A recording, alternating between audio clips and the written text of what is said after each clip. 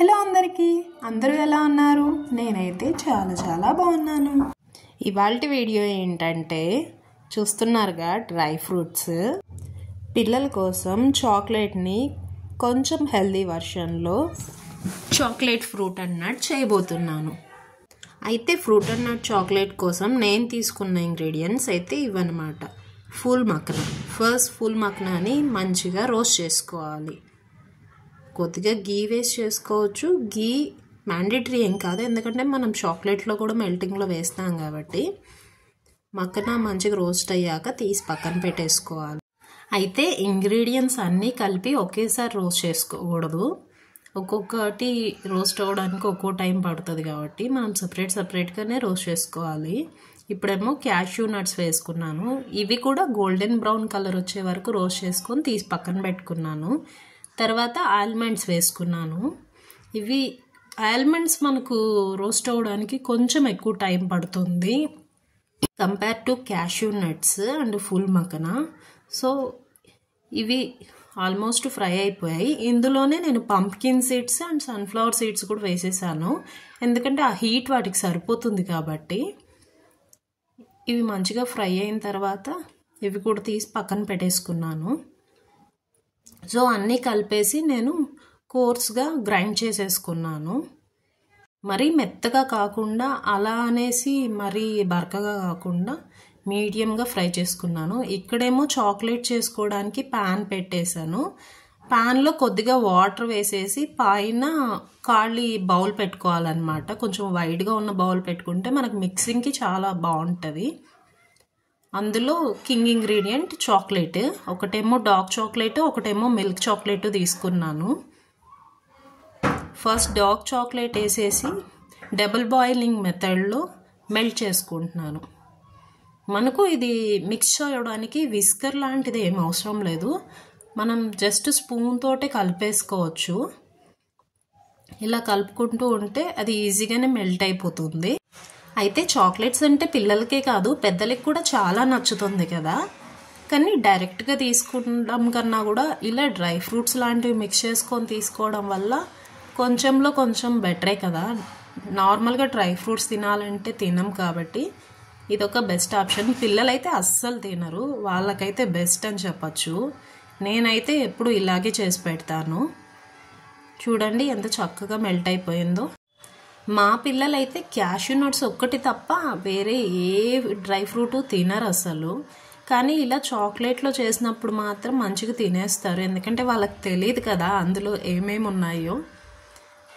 ఇప్పుడు dark chocolate melt అయిపోయింది. ఇప్పుడేమో నేను వైట్ చాక్లెట్ వేసుకుంటున్నాను. ఇది కూడా కాసేపు అలా ఉంచామంటే మంచిగా మెల్ట్ అయిపోతుంది.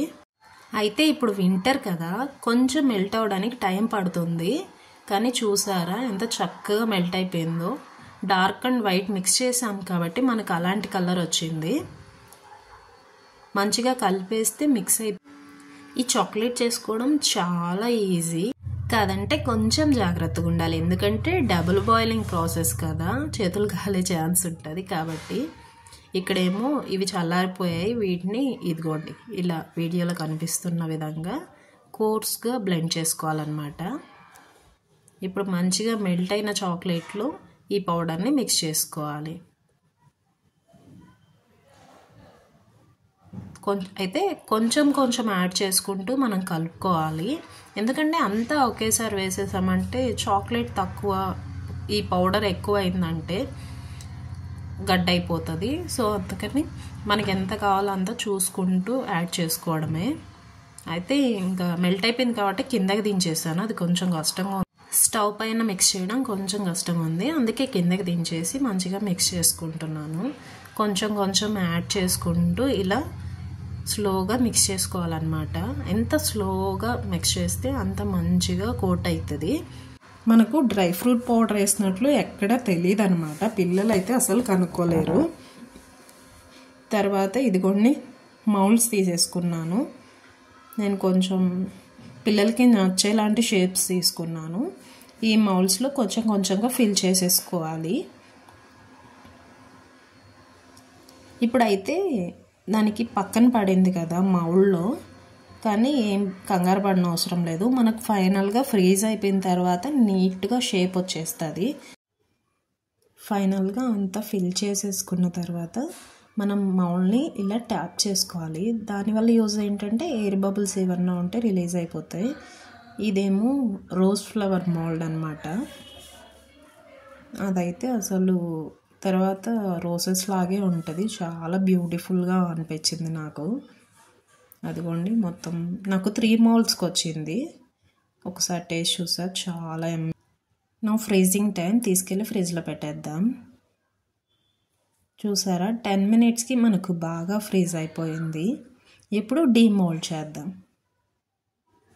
చూసారా ఫ్లవర్ ఎంత బ్యూటిఫుల్గా ఉందో, రోజ్ ఫ్లవర్ లాగే. చాలా ఈజీగా వచ్చేస్తుంది, మనం ఏం కష్టపడను కూడా అవసరం లేదు. సిలికాన్ మౌల్డే కదా. ఇది చూసారా ఒక షెల్,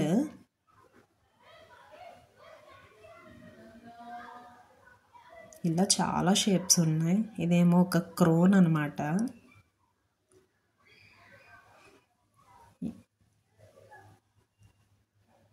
డిఫరెంట్ షేప్స్ ఉన్నాయి.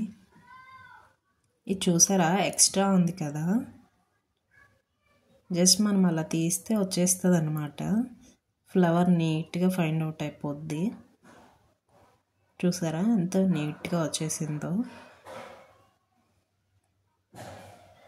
ఇదొక ఫ్లవర్, ఇదేమో బటర్ఫ్లై. ఇలా మనం ఈజీగా డిమోల్డ్ చేసుకోవచ్చు.